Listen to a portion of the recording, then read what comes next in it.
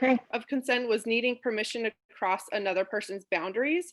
So children generally will understand the term permission and needing permission. So you can really adapt your language to make it understandable for children because young children are not going to generally understand consent.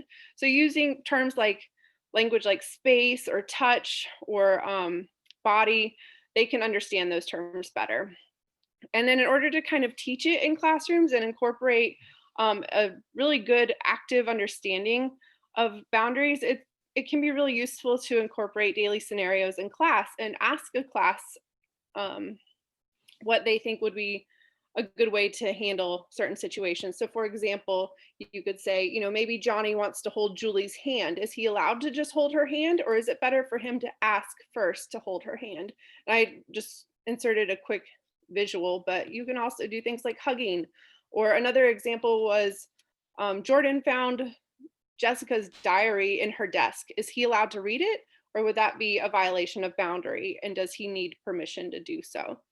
So those are just some quick ways that you can maybe try to enhance safety by enhancing an understanding of consent and what that means um, in a classroom setting to when working with children. And then next slide, please.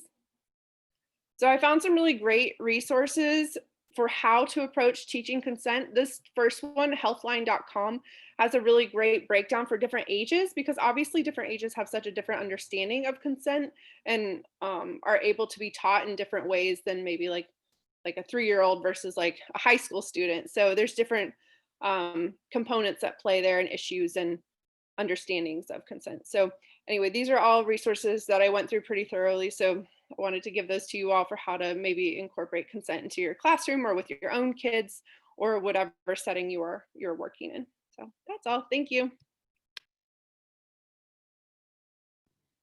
All right. So I think I'm up now, right, Ashley? Okay, Yes, perfect. sorry, Erin, I meant to say, Erin. Erin Hambrick, and Sunita, if you could advance to the next slide. I want to talk a little bit about the neuroscience of trauma exposure and why neuroscience is really relevant in the classroom. And it's fitting that we just discussed instilling a sense of safety because our brain literally works differently when it is under stress. And the neurobiological changes that occur have direct implications for a person's, or in this case, a child's thoughts and behaviors. So safety, really the key to a child's ability to learn and perform to their potential in the classroom.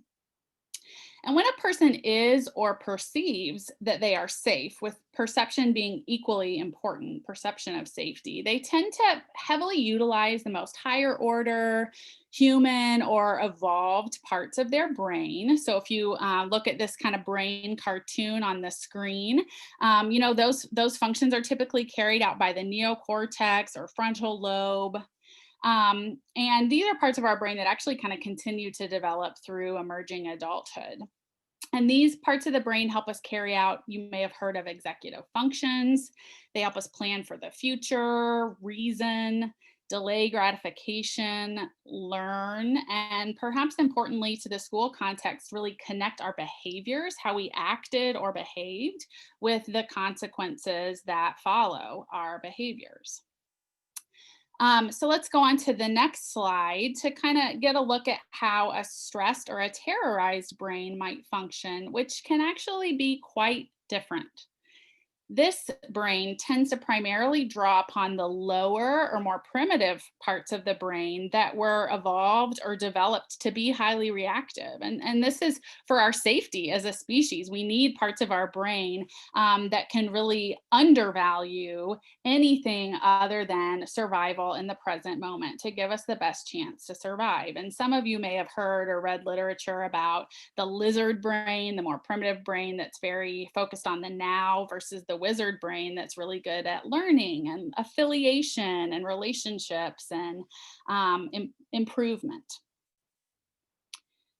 So let's go on to the next slide and look at this chart to take this concept a bit further. So just to respect everyone's brains, maybe we'll all take a quick deep breath here because this slide has a lot on it. But this slide is really built to show how our functioning or the degree to which we can learn and behave in an adaptive or pro-social or positive manner, really corresponds with our mental state. So if you look at the very bottom, you kind of see we move from a calm mental state to a terrorized mental state, and kind of above you see some explanations of how a person might function depending upon their mental state. So when we're in a calm mental state, we tend to be able to think abstractly. We're really using that neocortex, that wizard brain, and our behaviors might correspond to what we would expect from, an adult or an adolescent, or someone who's really good at thinking about the future and connecting their behaviors with their consequences.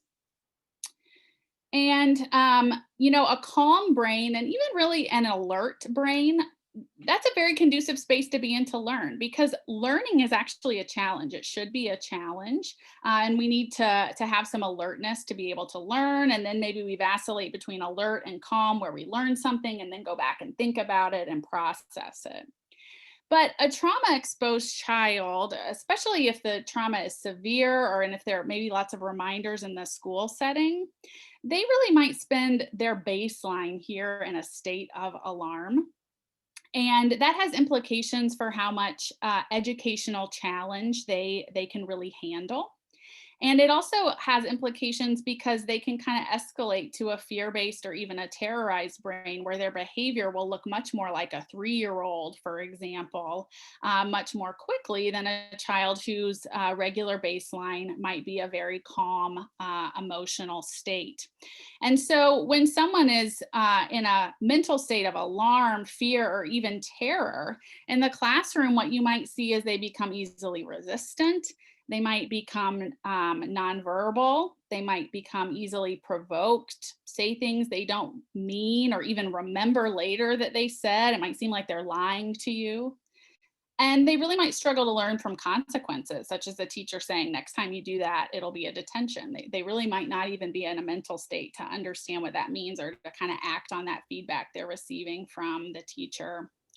So a multiply stressed child, say by poverty, experiences of racism, who encounters novel content in the classroom, might shut down a little more quickly or be less tolerant of that content than a child that doesn't have as much trauma exposure. But that really says very little about their ultimate potential and how much they could be able to learn in a safe environment where they feel like they have lots of solid relationships. So I'll pass it over to Melissa, who's going to get into some of those examples of kind of what we can do for kids. Fantastic. Thanks, Erin. And if you want to go to the next slide, Sunita, I think Erin added some resources here on trauma in the brain, which I would definitely encourage you all to check out. But as we transition into talking about some practical applications and what this looks like in schools, one of my favorite examples is actually, we talked about this, I think on the last, or maybe the prior back to school Echo, is actually teaching kids about their brains and how brains work. I think a lot of times, I certainly did not grow up understanding my brain as an organ and how it works and how it functions. And a lot of times when we don't understand something, it actually makes it a lot more scary, right? So all of us get to a point where we're stressed and our brains actually don't function quite as well. And so when we teach people about their brains and why their brains are responding in a certain way, then it actually can be really helpful. Without that, sometimes kids feel broken, and we don't have broken kids. We have young people who are struggling. So when we understand our brains, it's actually a lot more effective. So Sunita, if you go to the next slide. And so this is actually, and Erin actually mentioned it before, but this idea of lizard brain and wizard brain, which is what that says. This is from my daughter, Margaret, who's 5. There are lots of benefits and drawbacks from having a psychologist as a parent. But one potentially bonus is that you get to learn a lot about your brain. So she actually drew this earlier this week, and we use this language and have used it since the girls were very little, about lizard brain and wizard brain. And it becomes this way to talk about it. Some of you, I think there are some comments about probably using the hand model to understand the brain and flipping the lid. And we can put some links to that in there too. But I've seen a lot of schools really utilize this idea of neuroscience and how our bodies respond to stress to really understand and to increase everybody's awareness of what's happening. And really the hand model especially becomes a really great way to communicate. So a lot of times I'll go into schools and, I'll even see bus drivers who will see me and they'll be, hey, look at this, and point to their hand. And that shows me that they're regulated, right? That they're regulated, that their body is calm, that they're ready to be there. And kids can certainly do the same thing. So just wanted to give this example here. We want to go to the next slide, Sunita. So trauma responsive schools. So again, there are several models out there. We're going to boil this down, and I'm going to highlight a few key parts from our perspective that we wanted to really focus on, but certainly would love for you all to chat in some resources and what you're doing. But when I think of a trauma responsive school, these are some of the major things that I think about. And this was actually a post from ASCD this morning on Twitter about what behavior is. Behavior is a language of trauma, and that, again, behavior is communication. When people don't have words or people can't use their words, look to their behaviors, right? And so young people and adults alike are communicating with their behavior. So what are they saying? And a lot of times, especially for young people, their behaviors will tell you something before their words can. This is one of the reasons it's important for us to make sure that we're trying to equip young people with language so they can describe how they're feeling inside, their feelings of safety. But again, we want to look to that behavior. So the idea that behavior is communication. And this other counterpart that what we know, and we've seen this in the research consistently, is connection is healing. And at the end of the day, safety and connection, especially as we've moved online and done so many things, there's been so many important messages around this, that really to be able to function and to be able to learn, we need to feel safe and we need to connect. And really, if we don't do those two things, a lot of the other stuff doesn't really matter. Because if we don't feel safe, our brains are not going to be able to take in information, and we're not going to be able to retain it. And so I think a lot about the difference between an I can't brain and an I won't brain. And when our brains are feeling stress, or they've been traumatized, that's really an I can't brain. And so this idea that we can heal through connection, and relationships are really, really important. And so protecting that relationship.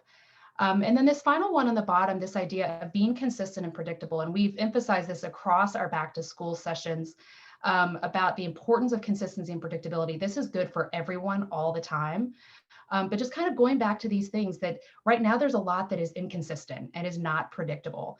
So say what you know is true, and focus on what is consistent and predictable when things feel inconsistent and unpredictable. So say what you know and do what you can. So when someone feels out of control, when a child feels out of control, or an adult, focus on what they can control. So I feel out of control with my body, but I can control whether I sit in that chair or that chair, right? I can control who I go to the front office with. I can control whether I go out this door or that door, right? So give choices. Again, those 5 SAMHSA principles, agency and empowerment is a really important part of that. So giving choice and giving control where you can, doing what you can. And this idea of we're taking care of this too, or we're taking care of us too. And so I've seen this trend. A lot of young people who have experienced trauma are very used to being in this caretaking role, and they're worried about their grown-ups, particularly if there is a grown-up in the school context, perhaps that they have a close relationship with. They love having that connection, right? That feels good. It's also terrifying because they're worried that that connection is going to go away or leave or betray them.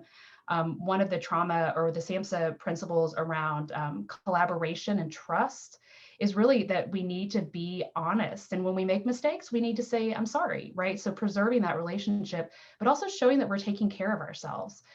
Doing self-care out loud is sometimes how I talk about it, that, I'm really upset right now. I'm going to take a minute to stand over here and calm my body down so that when I come back, I can be thinking in my wizard brain and not my lizard brain. And so just doing that kind of thing out loud can be really helpful for kids. And just a reminder that a lot of people have never seen this before. They've never seen people taking care of themselves in this way out loud. And so being able to have that model can be really, really helpful. Let's go to the next slide, Sunita.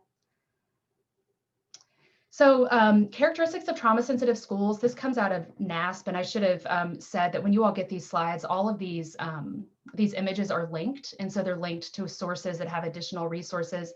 NASP has done a really good job, National Association of School Psychologists, of providing resources during COVID, as well as a number of other organizations. But I like this because it kind of gives that holistic perspective. We're not talking a lot today about trauma sensitive or trauma responsive discipline, but that's definitely a very important topic. When we look at that through an equity lens, it becomes even more critical, and something perhaps we could talk about at a different time of what does that really look like. But again, that feelings of physical, social, and emotional safety being so super critical, kind of at that baseline. Sunita, if we can go to the next slide. So the final piece we wanted to share, again, a lot of resources. So all of these images are linked, and I just wanted to highlight some. The National Child Traumatic Stress Network is one of the foundational organizations that offers a lot of great resources around trauma in general. I like it because it does put this trauma and stress concept and work on a continuum, so we can try to figure out how this applies across different scenarios and contexts and for different people. You can see down barely in the very small print for the NCTSN, supporting children and teens during this holiday season. So these are the kinds of supports that these folks are putting out. Really good stuff. I'd encourage you to check them out. Up at the top of the screen, the mental health technology transfer centers. If you have not connected with MHTTC, I would encourage you to Google them. You can join a regional group, but also different areas. There's a school mental health topic area, a school mental health curriculum, great resources. You can sign up for the newsletter and they'll send you stuff. It's also broader. So if you are a person who works with a broader population, so maybe not just kids, but also adults, thinking about adults as parts of families with kids, a lot of really great resources there. The National Center for School Crisis and Bereavement out of the Children's Hospital of Los Angeles produced some really excellent stuff around COVID. They did a nice job really focusing on the economic hardship and stress that a lot of adults in the school environment might be feeling. I'd encourage you to check them out. Hopefully, many of you all are aware of the Kansas Technical Assistance System Network, TASN, but they do have a school mental health initiative and a lot of resources there. And checking that out, I'm seeing some notes from folks about TASN. And then this final one is TREP, so the Trauma Responsive Educator Program Project. Just wanted to highlight them. They're coming out of Chicago and have done some really excellent work around specifically through an equity lens. So trauma responsive discipline and education. I really appreciate what they put together, and some of it visually is just really impactful. So I'd encourage you to check them out as well. So lots of resources, lots of information that we just threw at you, and I can see the chat's been super busy. But we want to transition out. I think the next slide, Sunita, is just asking sort of what folks have been learning, what their key takeaways are from today. So maybe if you just want to chat these responses in as we transition to our case. But again, thank you all very much for coming today and allowing us to talk to you all about trauma. It's something we all feel very passionate about, and we were excited to share these resources with you. So Skylar, I think I will transition it over to you.